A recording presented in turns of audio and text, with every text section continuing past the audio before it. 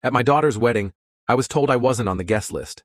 She said, "This is for the people who truly matter." I left calmly. An hour later, the entire event was shut down. I still owned the venue. Hello Reddit I plus here. I always knew I'd cry at my daughter's wedding. I just never imagined the tears would taste like betrayal. The morning started quietly. I stood in front of the mirror in a small guest house outside Charlotte, North Carolina, fighting with a tie I hadn't worn in a decade. I was 58, a retired financial consultant who'd traded Wall Street suits for linen shirts and backyard gardening. But today, I wanted to look my best for my daughter, Lena. After fumbling for 10 minutes, I gave up and clipped on the same tie I wore to her high school graduation. It was navy blue with tiny white dots, her favorite color when she was younger. She used to say I looked like a real dad in it. That's what I thought I still was, her real dad. Her mother, Yvonne, left when Lena was just 6.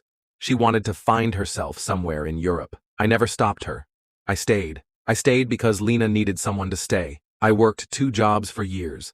I missed dates, canceled vacations, and spent more nights with cold takeout and spreadsheets than with friends. Every dollar I saved went to her schooling, her dance classes, even her therapy when adolescence hit like a wrecking ball. She was the reason I kept going when my body and soul begged me to quit. The ceremony was held at St. Rose Vineyard, a beautiful estate nestled just outside the city. I actually owned a silent partnership in the vineyard, had for years, bought it back when Lena was applying to college. I figured one day she might want to get married there. Funny how things come full circle. The ceremony itself was picturesque. Wildflowers lining the aisle, a harpist playing a haunting version of Can't Help Falling in Love, and a sea of well-dressed strangers dabbing their eyes. I wasn't asked to walk her down the aisle. That honor went to her stepfather, Raymond, a man who came into her life during college. Lena once called him like a second dad. That stung, but I swallowed it.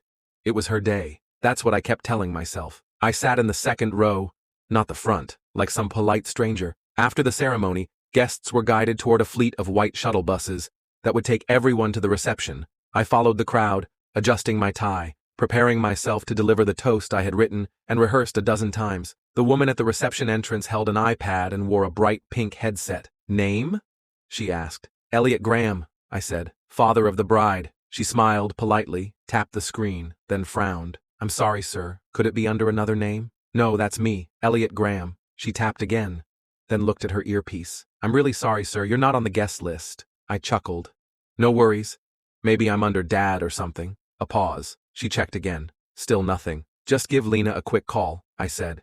"She'll clear it up." 5 minutes later, Lena appeared at the entrance in her elegant lace gown, glowing like sunlight on still water. She walked toward me with a small, uncomfortable smile. "Hey, Dad," she said. "I'm not on the list," I told her, confused. "They said—" "I know," she interrupted. Those 2 words cut through me. You know?" She didn't meet my eyes. "The reception it's more intimate, just people who've been really close the last few years." I blinked. "I'm your father. I just didn't want drama, okay? You were at the ceremony. That was enough." "Enough?" I repeated. "I just wanted to keep it simple," she said, her eyes flicking behind me to someone else. Someone more important, apparently. I stared at her, waiting for the punchline. It never came. I nodded slowly. "Okay," I said quietly. "Congratulations." Then I turned and walked away. Back at home, I sat on the couch in silence, still in my suit. My phone buzzed once. A message from her. A photo of her and Raymond on the dance floor with the caption, "Magical Night." I didn't reply. On the kitchen counter was a thick envelope. Inside were the printed confirmations for her honeymoon in Bora Bora. Luxury resort, 5-star meals, spa treatments. I had booked it 6 months earlier as a surprise gift. I canceled everything. No email, no warning. Just a full cancellation and refund. I stared at the confirmation email for a while, the word voided, bolded in red. The next morning, the vineyard called. The reception had been forcibly shut down about an hour into dinner. Apparently, there had been a scheduling conflict. The estate manager told me with embarrassment that one of the silent partners had pulled the plug when an unauthorized event was discovered using the premises. That silent partner was me. See, Lena didn't know the venue belonged to a trust in my name. She went through a wedding planner who booked through a coordinator who never double-checked the final clearances. The rules were clear. The vineyard couldn't be used for private events without direct owner approval, so I revoked it, just like she revoked my place in her life. The fallout was quick. Photos disappeared from her Instagram. Comments were locked.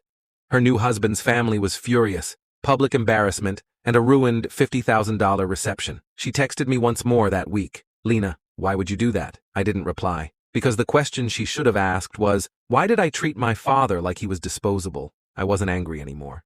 Just done. Sometimes the people you love the most teach you how to let go by showing you exactly who they are, and this time, I finally chose myself.